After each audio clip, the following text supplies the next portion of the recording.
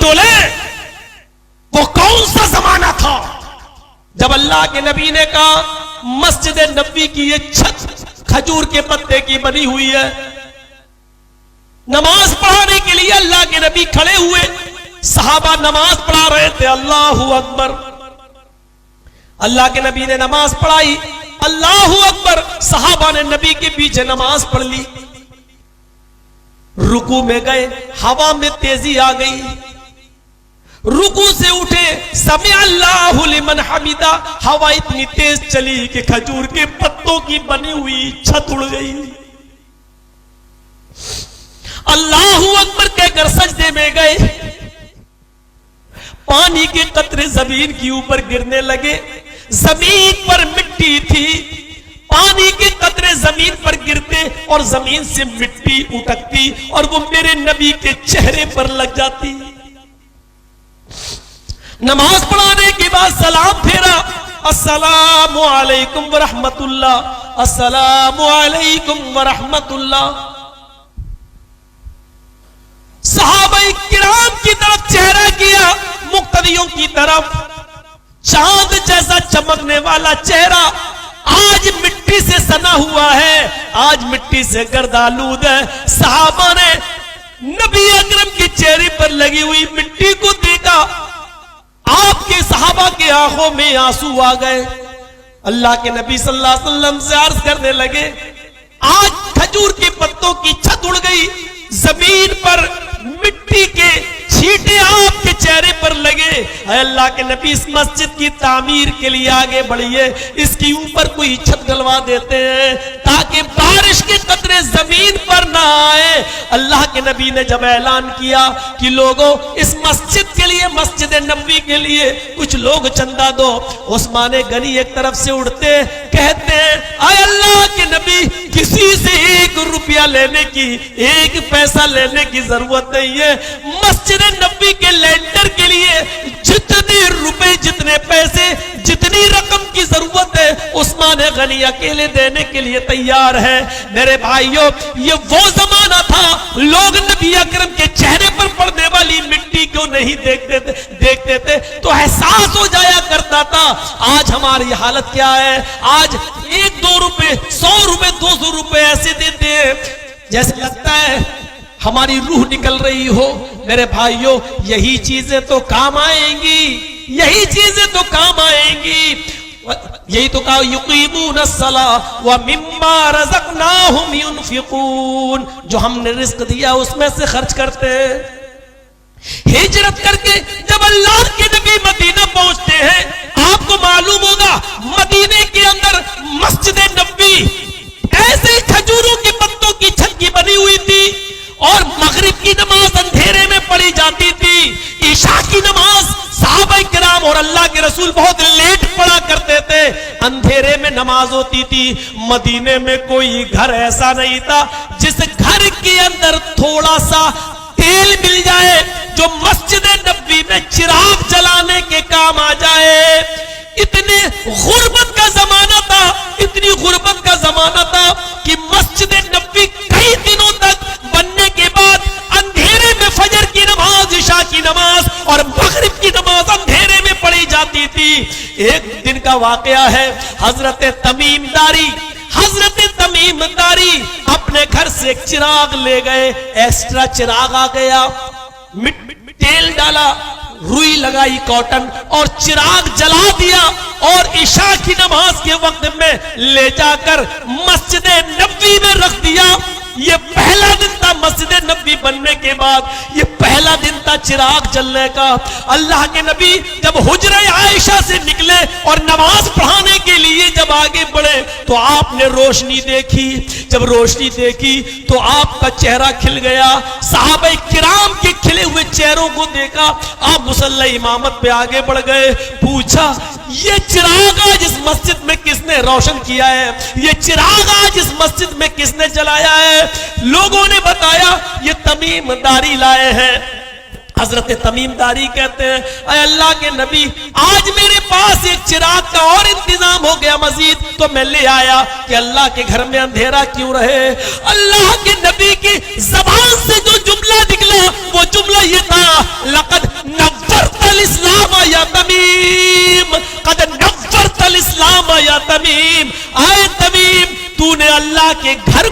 रोशन नहीं किया, आज तूने पूरे इस्लाम को रोशन कर दिया, आज तूने पूरे मजहब को रोशन कर दिया, आज तूने पूरे दीन को रोशन कर दिया, आज तूने चिराग जलाकर पूरे दीन को चमका दिया, पूरे इस्लाम को चमका दिया।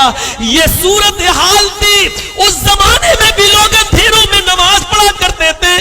मेरे भाइयों, एक बार ग़ज़वा तबूक के लिए जब ऊँटों की जरूरत पड़ी तो अल्लाह के नबी ने कहा कोई है जो 100 ऊँट दे। उस्मान गनी उठे कि मैं 100 दे रहा हूं। आपने फरमाया कोई और है जो 100 दे। उस्मान उठे कि मैं 100 और दे रहा हूं। आपने कहा उस्मान के अलावा कोई और है जो 100 ऊँट और दे दे। तीसरी बार उस्मान उठे कि मैं और दे रहा हूं। आपने कहा उस्मान तुम 300 दे चुके हो, अब तुम चुप रहो, तुम नहीं बोलोगे। कोई और है उस्मान के अलावा जो 100 ऊँट और दे दे। तो उस्मान फिर चौथी बार उठे कि मैं 100 और दे रहा हूं। अल्लाह के नबी ने कहा उस्मान तुम 400 दे चुके हो, अब तो रहने दो, अब तुमसे नहीं मांग रहे। कोई उस्मान के अलावा कोई और है जो 100 ऊँट दे दे। पांचवी बार भी उस्मान उठते कि अल्लाह के नबी मैं दे रहा हूं 100 ऊँट। आपने कहा उस्मान अब तुमसे नहीं कहता। छठी बार भी वही उठे। आपने कहा उस्मान अब रहम करो, अब बद दो, तुम 600 दे चुके हो। सातवीं मर्तबा आपने दूसरों से मांगा, लेकिन सातवीं बार भी उस्मान उठे। आपने कहा उस्मान तुम मांगोगे नहीं, और अब मुझे शर्म आती है कि बार बार मांगू और तुम उठोगे, तुमसे कितने ले। जब 700 ऊँट उस्मान दे चुके तो अल्लाह के नबी ने कहा सुनो, अभी अभी जिब्रील मेरे पास आए और कह कर गए कि उस्मान से कह दो आज उस्मान ने इतना बड़ा नेक काम किया है, आज इतनी बड़ी दीन की खिदमत की है। अल-यौम आज के बाद लोगों सुन लो, माज़र्रा उस्मान, माज़र्रा उस्मान, माज़र्रा उस्मान, मामिला बाद अल-यौमी क़त्तु। आज के बाद अगर ये उस्मान एक भी नेक काम न करे, एक भी नेक अमल न करे, अल्लाह इसको फिर भी जन्नत देकर रहेगा। अल्लाह उस्मान को जन्नत में दाखिल करके रहेगा।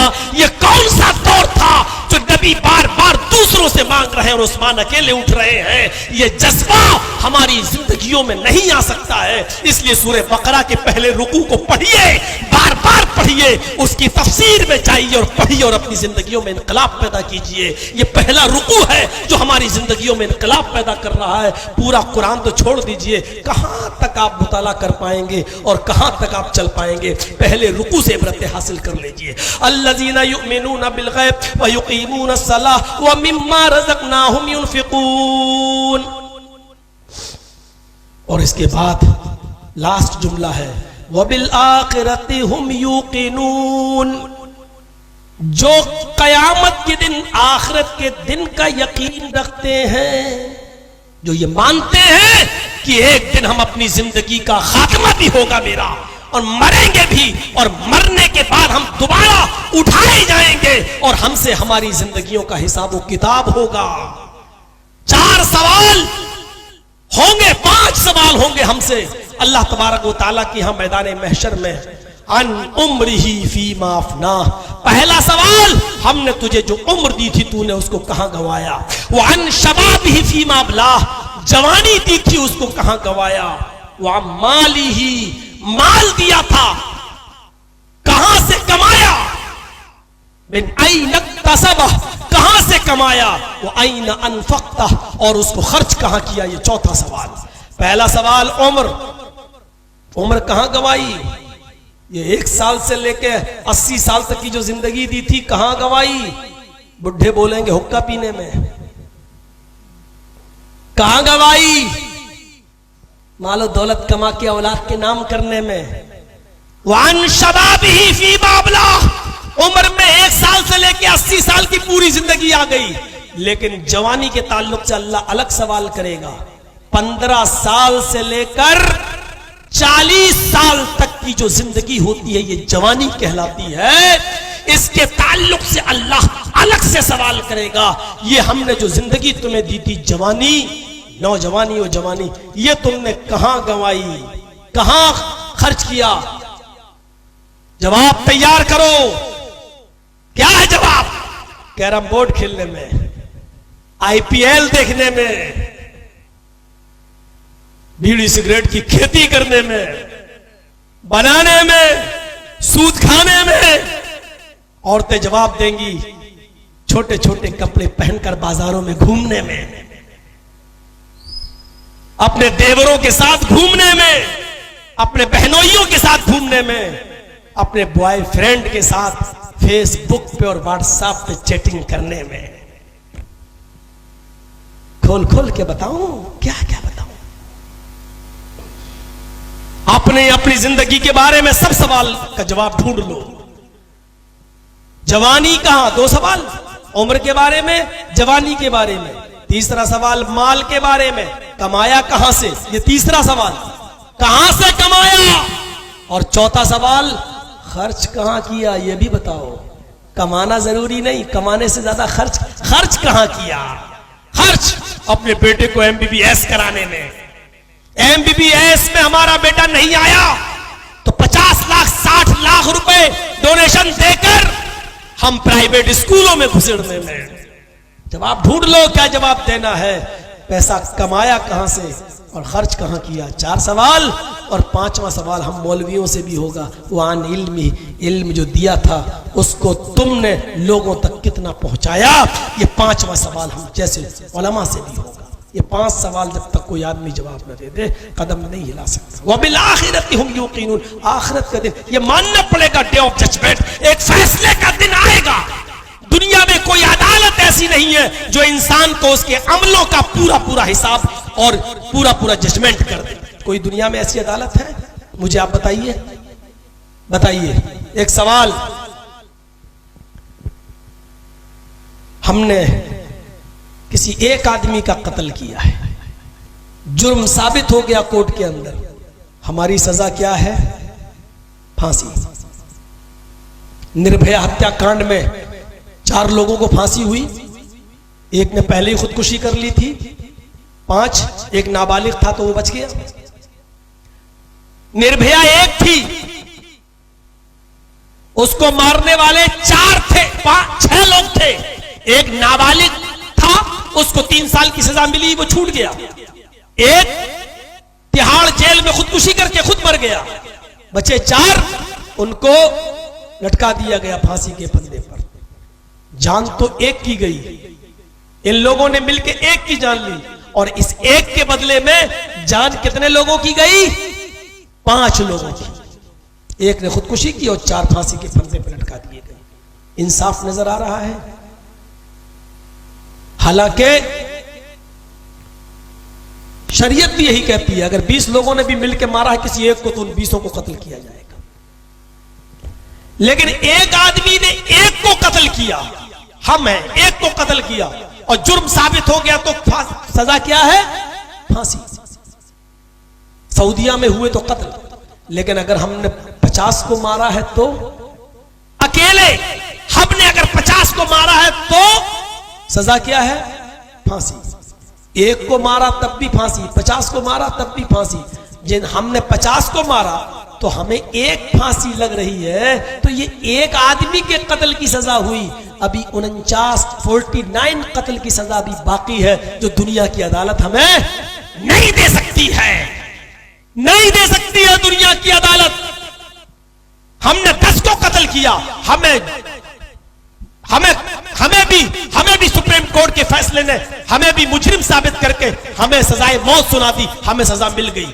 हमने तो 10 को कत्ल किया, सजा तो हमें अकेले मिली। अभी 9 आदमी के कत्ल की सजा मेरे ऊपर बाकी है, ये कौन देगा? दुनिया की कोई अदालत नहीं जो इस आदमी को पूरी पूरी सजा दे सके। इसीलिए बनाया गया आखिरत का दिन, डे ऑफ जजमेंट, जहां इंसान को उसके अच्छे और बुरे अमल की पूरी जजा भी मिलेगी और पूरी की पूरी सजा भी मिलेगी। जो 9 कत्ल की सजा और बाकी है, जो 49 कत्ल की सजा और बाकी है, वो तुम्हें जहन्नम में भुगतना पड़ेगी, वो तुम्हें सजा मिलेगी। इसलिए डे ऑफ जजमेंट मानना पड़ेगा, कयामत का दिन मानना पड़ेगा। इसलिए ये यकीन करना पड़ेगा कि एक दिन आएगा कयामत का, और उस दिन इंसान को उसके अमलों की पूरी जजा और सजा मिलेगी।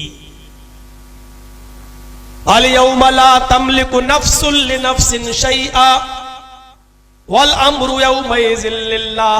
आज के दिन कोई किसी का पुरसान हाल नहीं। आज कोई नफ्स किसी नफ्स की, आज कोई इंसान किसी इंसान का मालिक नहीं है। वल अमरु यौमइज़िन लिल्लाह, आज के दिन सारे मामलात अल्लाह के इख्तियार में है। खड़े होंगे सब लोग लाइन से।